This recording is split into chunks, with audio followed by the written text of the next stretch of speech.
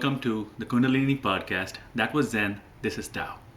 I'm Vivek Kovikar, and this episode I've just decided to talk about spirituality. What does that word mean? The word means getting closer to the spirit within.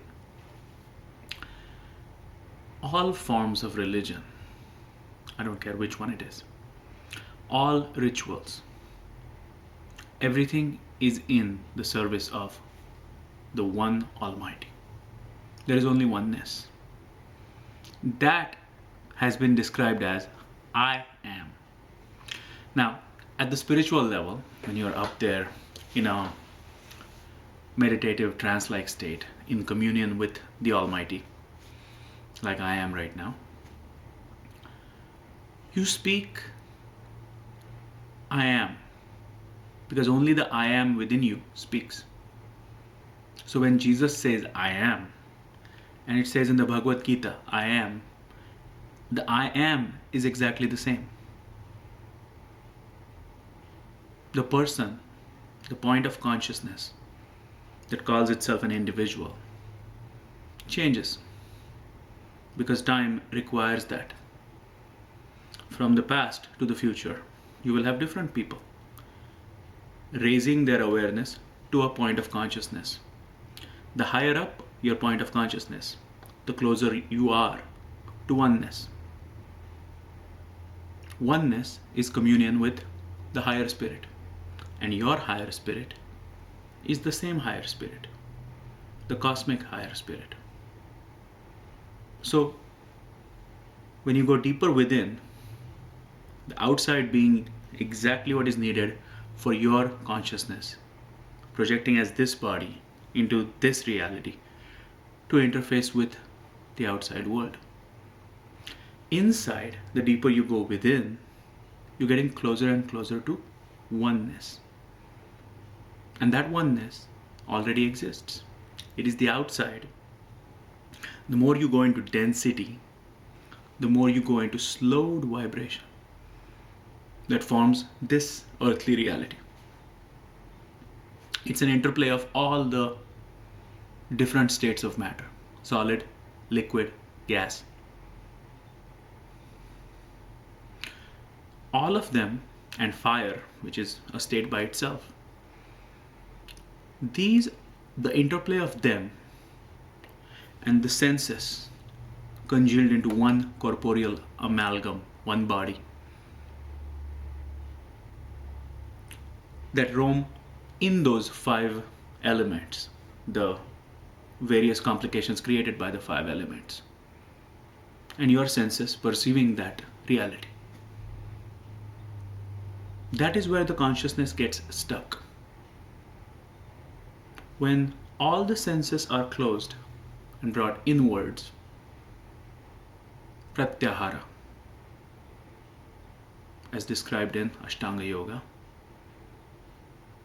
then you go easily into meditation and arrive at samadhi. Samadhi is where you arrive, because that connection has never been broken, will never be broken. The question is wrong. That connection is what projected this out. That connection is eternal. This limited stasis, it's dynamic, but it's not visible to us. To us, it's a static reality. Even though this planet is spinning and I'm sitting on top of this planet, I appear static to this camera right in front of me. The apparent static nature, apparent stasis,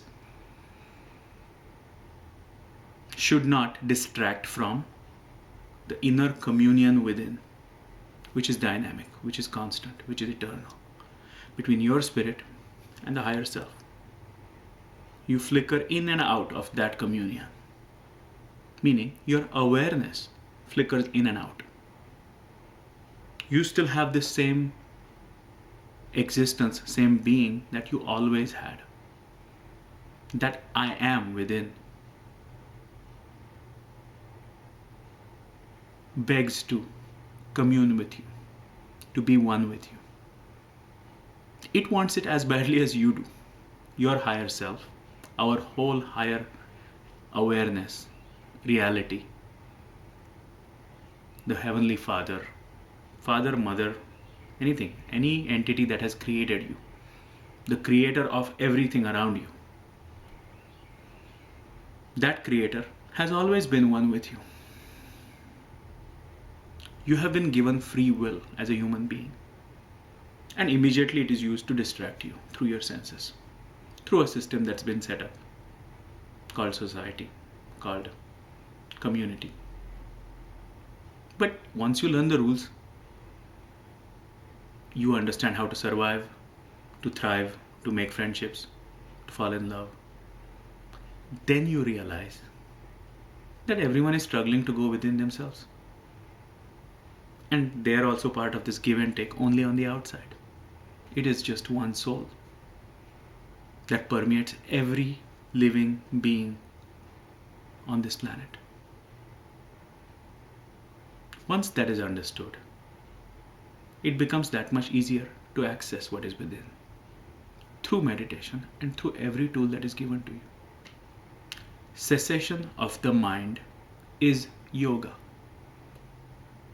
said Patanjali. Patanjali founded yoga. This is the most elegant, the most simple way of describing the phenomenon we call yoga. Cessation of the mind is yoga. Once you get the mind to cease, you arrive at the union.